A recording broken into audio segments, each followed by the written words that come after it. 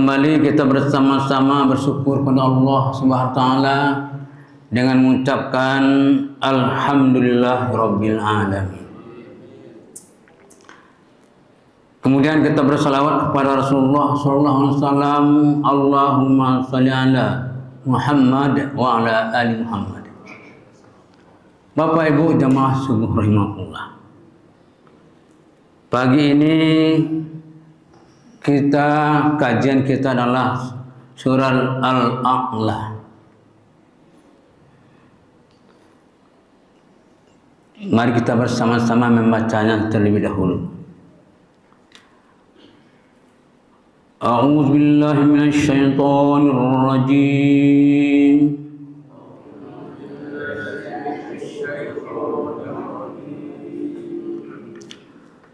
Bismillahirrahmanirrahim.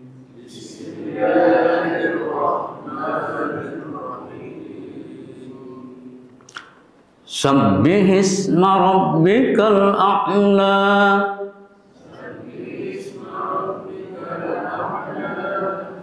Alladzi khalaqa fasawwa. والذي قدر فهدى والذي أخرج المرعى فجعله غثاء أحوى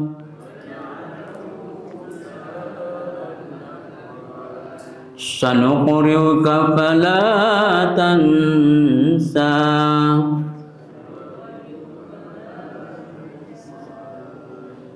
إلا ما شاء الله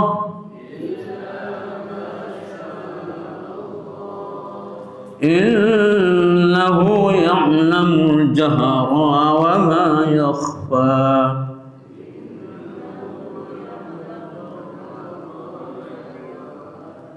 وَلِيَسِّرُكَ لِلْيُسْرَى فَذَكِّرْ إِن نَّفَعَتِ الذِّكْرَى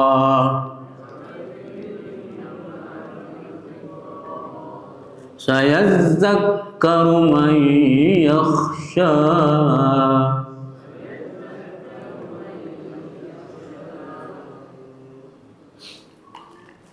Sadaqallahul azim.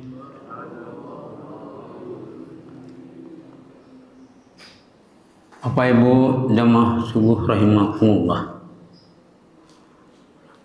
Ayat ini turun di Mekah sebelum Nabi Muhammad hijrah ke Madinah. Ayat ini adalah yang paling disenangi oleh Rasulullah SAW. Kenapa? Karena Allah menjanjikan kepada Rasulullah bahwa tidak akan lupa ayat-ayat yang akan dibacakan oleh Jibril. Sehingga ayat ini, surat ini dibaca oleh Rasulullah setiap salat Idul Fitri, Idul Adha, dan hari Jumat, dan juga salat witir. Inilah keistimewaan ayat surat ini yang selalu dibaca oleh Rasulullah SAW. Kemudian kalau salat hari raya, rakaat pertama dibaca sabis ini, rakaat kedua dibaca hal ata hingga akhir. Kedua hari raya. Kemudian salat Jumat juga dibaca oleh Rasulullah surat ini, Al-A'la dan Al-Ghasyiyah. Dan salat witir juga dibaca oleh Rasulullah surat Al-A'la ini. Kemudian rakaat kedua witir dibaca Qul ya ayyuhal kafirun. Rakaat yang ketiga dibaca Qul huwallahu ahad, surat Ikhlas.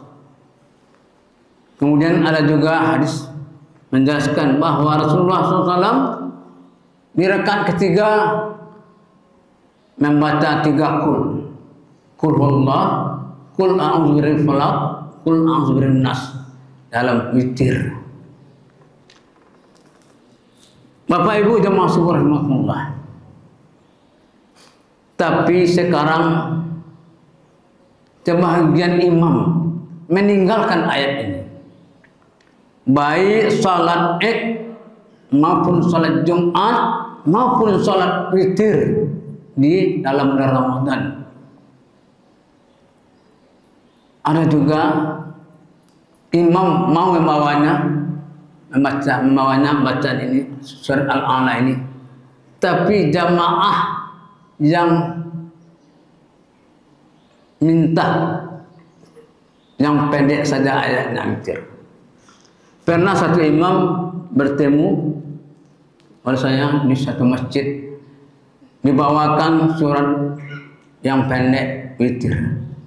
Lalu saya bertanya, Ustadz, biasanya witir ini dibaca oleh Rasulullah menurut sunnah adalah rakaat pertama sabis atau surat A'la.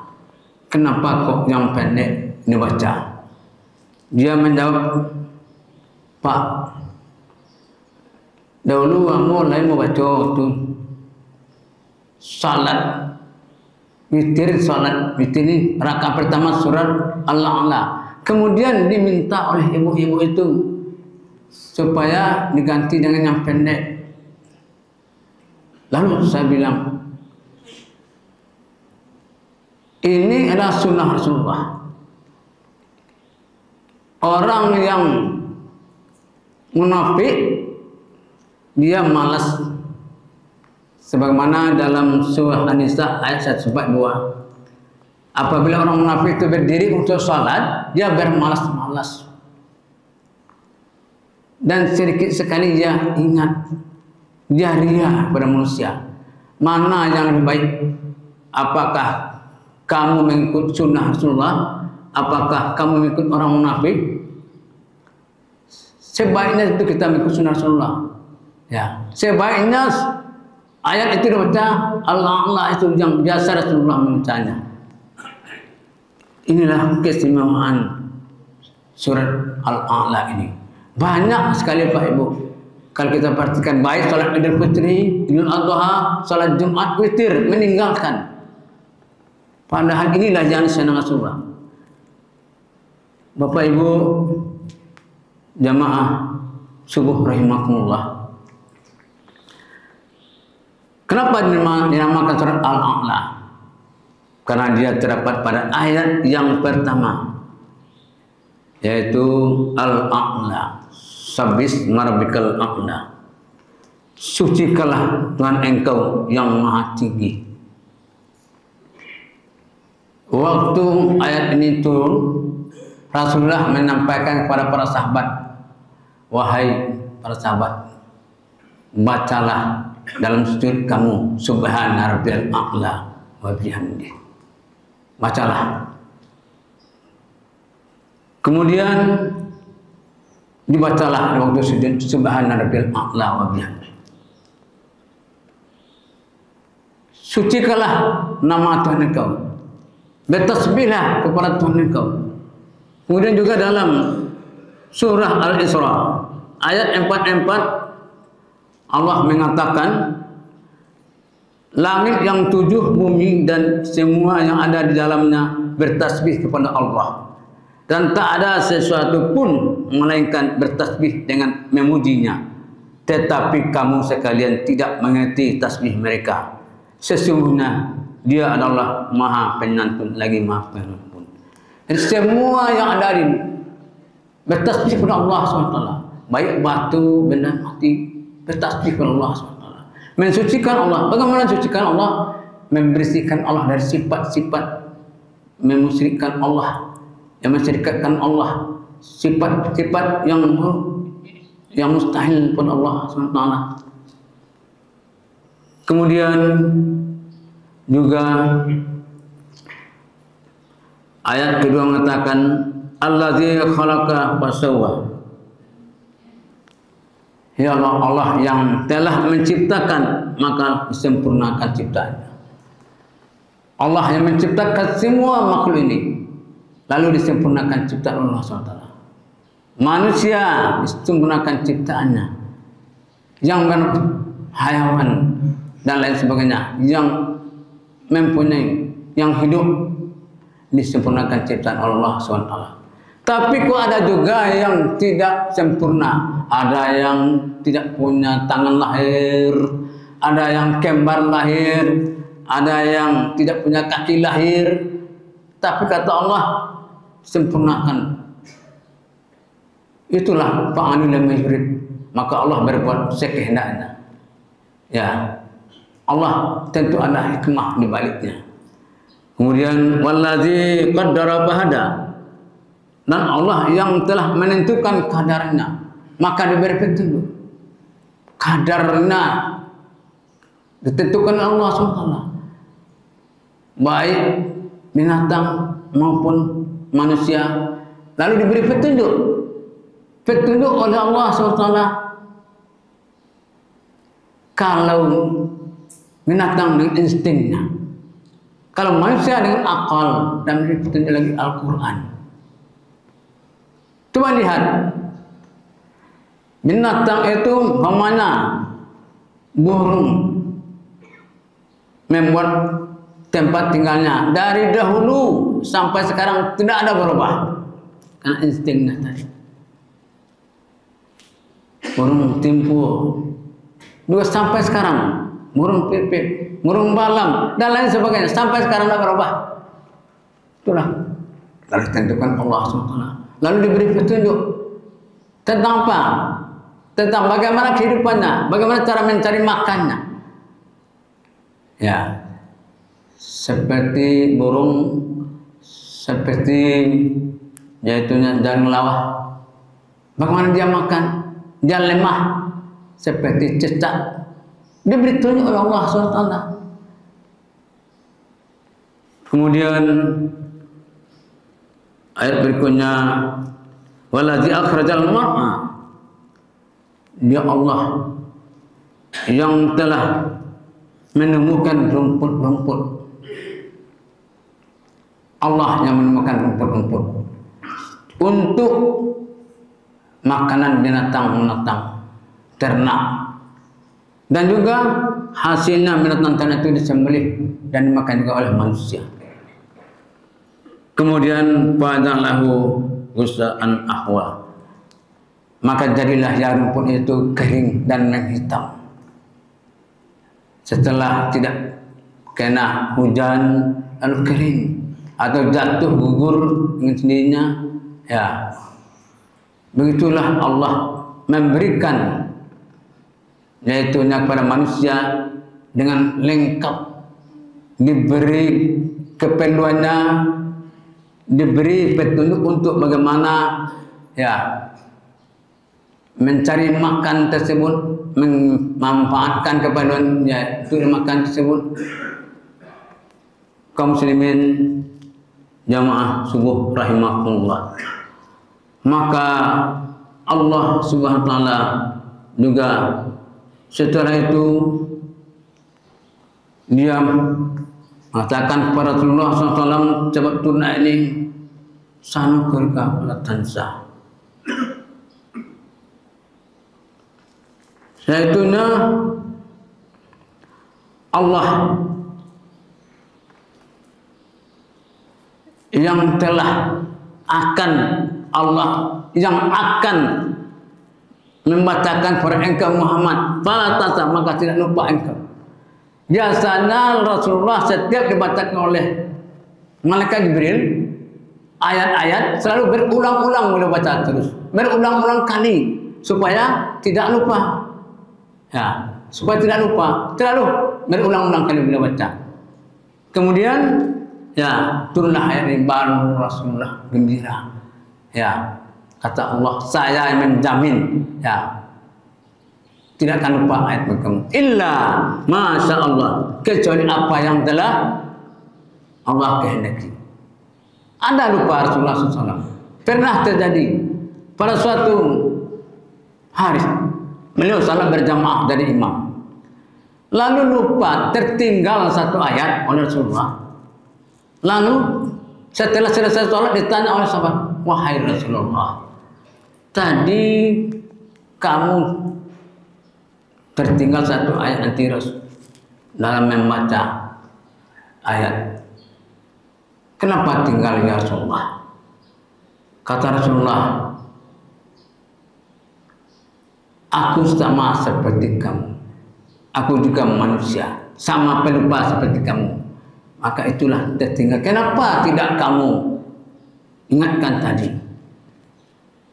Menjawab sahabat, kami sangka itu ayat itu sudah dinasihkan, sudah dihapus, maka tidak kami ingatkan.